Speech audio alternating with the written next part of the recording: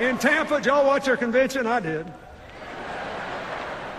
In Tampa, the Republican argument against the president re-election was actually pretty simple, pretty snappy.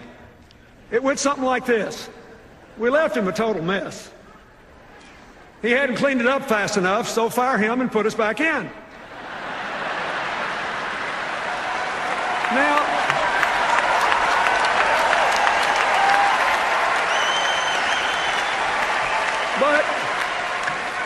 but they did it well. They looked good, they sounded good. They convinced me that they all loved their families and their children and were grateful they'd been born in America and all. Really, I'm not being.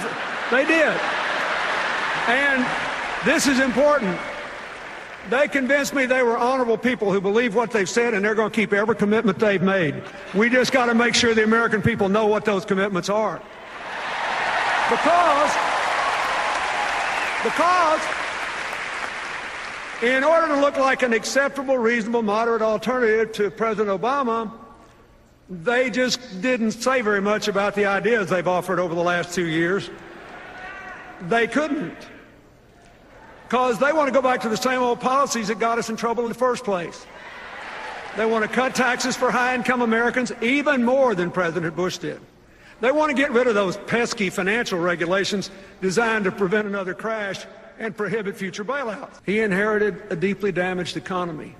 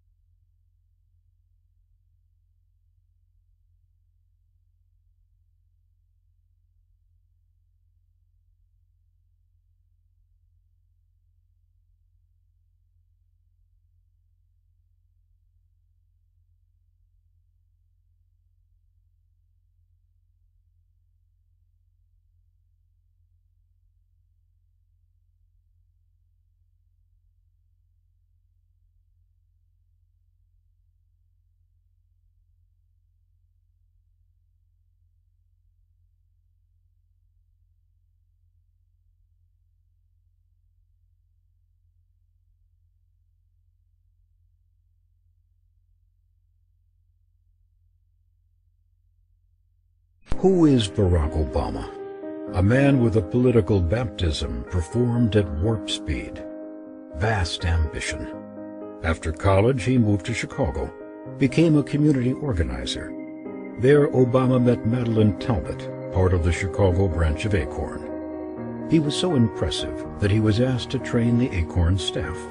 What did Acorn in Chicago engage in? Bullying banks, intimidation tactics, disruption of business. Acorn forced banks to issue risky home loans, the same types of loans that caused the financial crisis we're in today.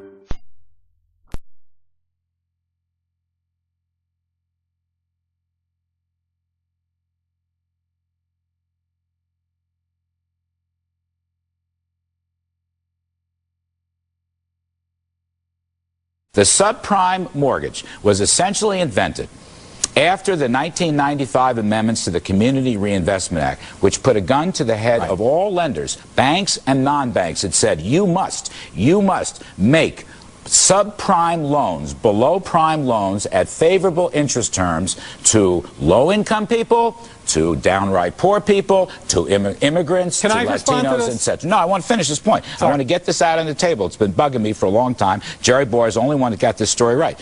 This meant that, in fact, if these lenders did not make these subprime loans, their business plans would be disrupted. They couldn't acquire. Right. They couldn't merge. They couldn't go into new markets. And it gave inordinate power to local community groups like the Acorn Group to essentially rat out the lender and tell the Fed and the controller of the currency that you guys, they're not doing what you want them to do. So guess what? With the era of easy money, that was like pouring gasoline and lighting a match to the Community Reinvestment Act, which set the stage for these unbelievably stupid subprime mortgages. Yes, okay, please respond. First of all, the notion and when that gets repealed, Jared, when the Community Reinvestment Act gets repealed, then I'm going to talk about some different regulations. So it's not Bear Stearns that got us into the mess. That's right. And the shadow financial system, it's the community organizers at Acorn. And yes, and going with the Community Reinvestment Act, which gave them the power to force banks to make loans they shouldn't have made.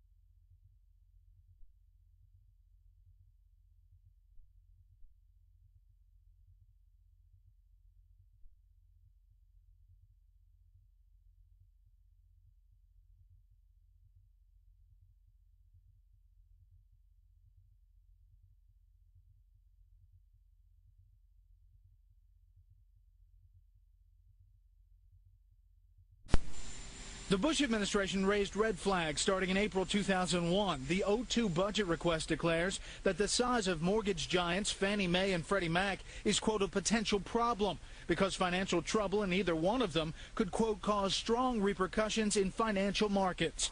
In 2003, the White House warning about Fannie and Freddie was upgraded to a systemic risk that could spread beyond just the housing sector.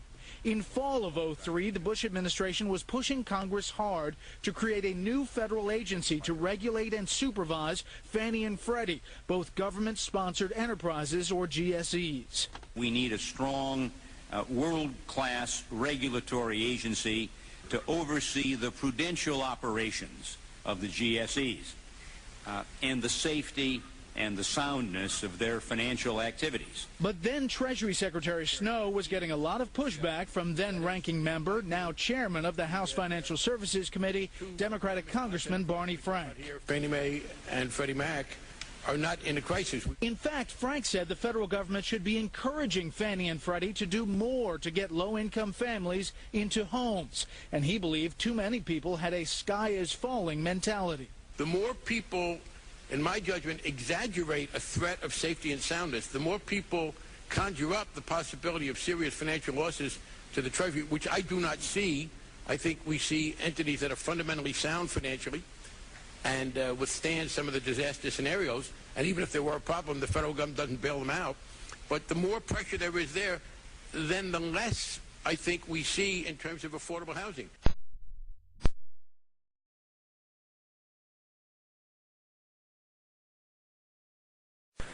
It is indeed a very troubling report, but it is a report of extraordinary importance, not only to those who wish to own a home, but as to the taxpayers of this country who would pay the cost of the cleanup of an enterprise failure.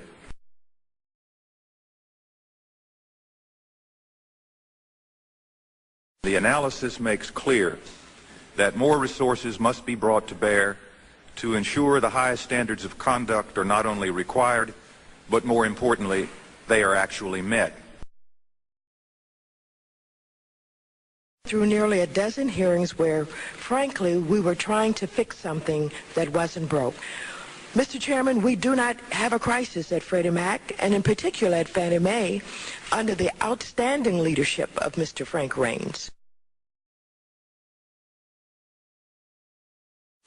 And as well as the fact that I'm just pissed off at Ophelia, because if it wasn't for you, I don't think that we'd be here in the first place. And now the problem that we have and that we're faced with is maybe some individuals who wanted to do away with GSEs in the first place, you've given them an excuse to try to have this forum so that we can talk about it and maybe change the direction and the mission of what the GSEs had, which they've done a tremendous job. There's been nothing that was indicated that's wrong, you know, with Fannie Mae. Freddie Mac has come up on its own, and the question that then presents is the competence that your agency has with reference to deciding and regulating these GSEs. And so I wish I could sit here and say that I'm not upset with you, but I am very upset because, you know, what you do is you give, you know, maybe giving a reason to, as Mr. Gonzalez said, to give someone a heart surgery when they really don't need it.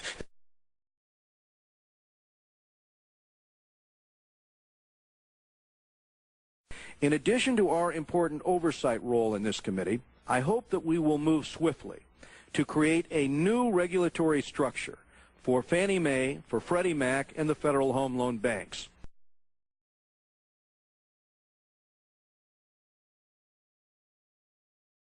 This hearing is about the political lynching of Franklin Raines.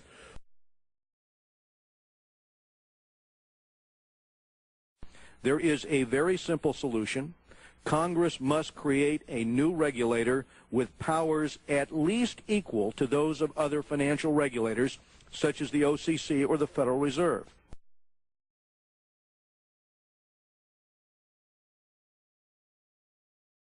What would make you, why should I have confidence? Why should anyone have confidence in you as a regulator at this point?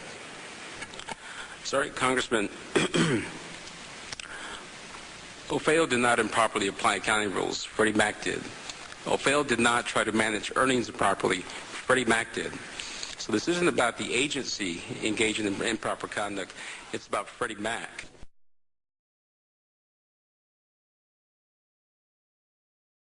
Under the outstanding leadership of Mr. Frank Raines, everything in the 1992 Act has worked just fine.